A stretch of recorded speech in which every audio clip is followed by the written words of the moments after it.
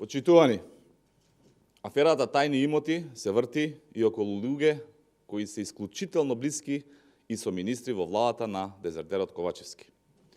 Денес ќе обелодениме нови детали и имиња на функционери именувани од власта кои не поднеле анкетни листови, односно не се регистрирани на страната на Државната комисија за спречување на корупција.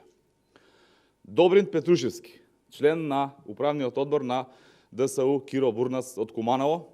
Петрушевски не доставил анкетен лист, а Добрин Петрушевски е и познат на македонската јавност по тоа што е собственик на бензинска пумпа Пинт Петрол на површина од 8000 метри квадратни во Куманово, а ја гради со фирма која од основањето до градењето на бензинската станица не пријавила никакви приходи.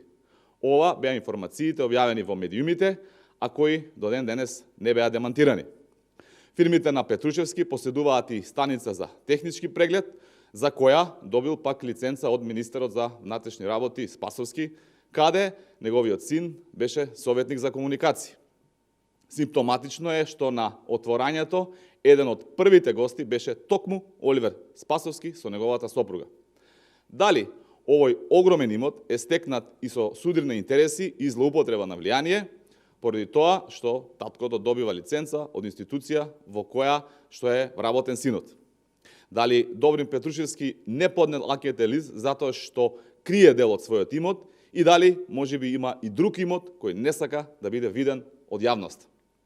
Втор функционер кој ќе го обелодениме денес, а не поднел анкетен лист, односно не е регистриран на страницата на Државната комисија за спречување на корупција, е Димитар Джеков, член на надзорниот одбор на МНАФ, кој покрај голем имот во Скопје е основач и на приватната фирма Друштво за управување со приватни фондови Алсар Финансиски иновации ДОО Скопје и вози теренско возило Toyota RAV4.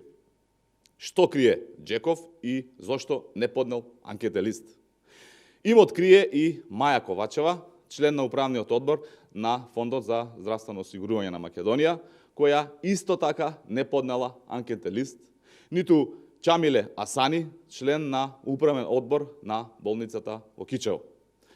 И во услови кога имаме систематско криење на имот, наместо санкции од институциите, имаме амнестија од Државната комисија за спречување на корупција, кои наместо пријави до сите се обидуваат да ги оправдаат дека не ги внеле во систем затоа што внесуваат рачно, а во исто време излегуваат функционерите и признаваат дека не поднеле анкетни листови, како што беше примерот со адвокатот Јефтич и Алберт Муслиу.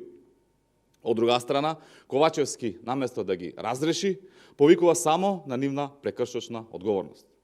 Со односот на Државната комисија за спречување на корупција и Ковачевски кон функционерите кои не ги почитувале законите и криеле имот, се покажува само дека и тие се соучесници во целиот процес. Поради целиот однос на институциите кон случајот, основано се сомневаме дека се крие имот и ја повикуваме управата за јавни приходи да постапи според Законот за личен доход и да утврди дали за имотот кој го поседуваат функционерите кои кријат имот платиле данок. Според член 76 од Законот за личен доход, кога лице поседува имот или располага со средства поголеми од одоночените, кои потекнуваат од доход на кој не е утврден данок или не е доволно утврден и чие потекло не може да се докаже, органот за јавни приходи донесува решение за утврдување на данокот на тој доход. Во тој случај, според член 77, основа за пресметување на данокот представува разликата помеѓу вредноста на имотот и докажаната висина на средствата за неговото стекнување. А даночната стапка, според член 78, е 70%. Законите мора да важат за сите.